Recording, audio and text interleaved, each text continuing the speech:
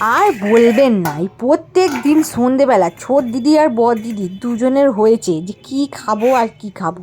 তাই মাথায় একটা বুদ্ধি বার করলাম যে সবজি তো মোটে খেতে চায় না, তো চলো আজকে ওটসের চিল্লা বানাবো। সেই জন্য প্রথমেই একটা বাটির মধ্যে ওটস আর সুজিকে জলে ভিজিয়ে রেখেছিলাম। তারপর ফ্রিজের মধ্যে মোটামুটি এই সব সবজিগুলোই ছিল। এইগুলোর সঙ্গে শুধু একটা বড় সাইজের পেঁয়াজ আর কয়েকটা লঙ্কাকে অ্যাড করে দিয়েছি। তো চলো বন্ধুরা, সব সবজিগুলোকে আমি কেটে নিয়েছি। সবজিগুলো কাটতে কাটতে 10 বার ছোট দিদি আর বড় দিদি এসে বলছে, বিটটা কেন দিচ্ছ, বিটটা দিতে হবে না। আমি বলি, জানিস এই বিটে কত কি আছে? মানে একমাত্র বিনসটাই একদম ছোট ছোট করে কেটে নিয়েছিলাম, বাকি সবগুলোকে গ্রেট করে নিয়েছি, নাহলে তো সেদ্ধ হতে দেরি হবে না।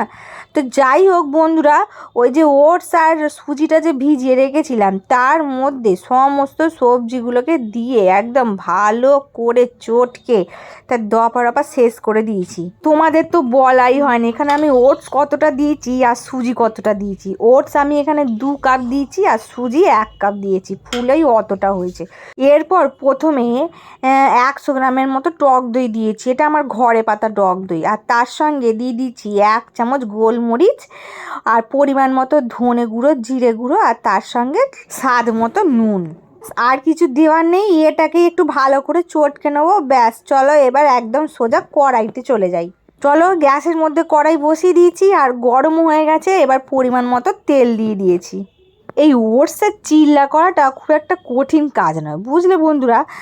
যদি কুঁড়ে হয় তো তার একটু মনে হবে যে বাবা এত খাটুনি কী করে করবো রে বাবা। তো যাই হোক, আমি এই রেসিপিটা আমি আমার দিদির কাছ থেকে শিখেছি। সত্যি কথা বলতে আমার তো খুব সহজই লাগে বাবা রান্নাটা। তো যাই হোক, এরপর চাপা দিয়ে দিয়েছি। যেই কালারটা একটুখানি চেঞ্জ হবে, মোটামুটি একটু ধরো টেনে যাবে, তখনই ওটাকে একটু ওলট পালট করে ভেজে নিতে হবে। ব্যাস, ভেজে নিলেই একদম রেডি। আর এদিকে ছোট দিদি পড়তে যাবে, সেই জন্য ওর আবার দেরি হয়ে যাচ্ছে বলে আমি দুদিকে দুটো কড়াই বসিয়ে দিয়ে তার মধ্যে করতে শুরু করে দিয়েছি। এটা উল্টাতে গিয়ে একটু ছিঁড়ে গেছিল। যাই হোক, চলো হচ্ছে হোক। চলো, ছোট দিদি তো খেয়ে চলে গেছে আর এটা আমার জাম্বুর মতো হয়ে গেছে, মানে আমার জাম্বুর কথা বলছি। অফিস থেকে এসেছে, দুটো খেতে দিয়ে দিই, বেচারি না খেয়ে শুয়ে পড়েছে। চলো ওটো।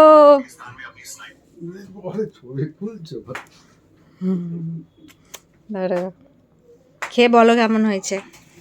তো বন্ধুরা, আপনাদের একটা কথাই বলবো, একবার হলেও বাড়িতে এই রেসিপিটা বানান আর আমাকে কমেন্টে জানাবেন কেমন হয়েছিল।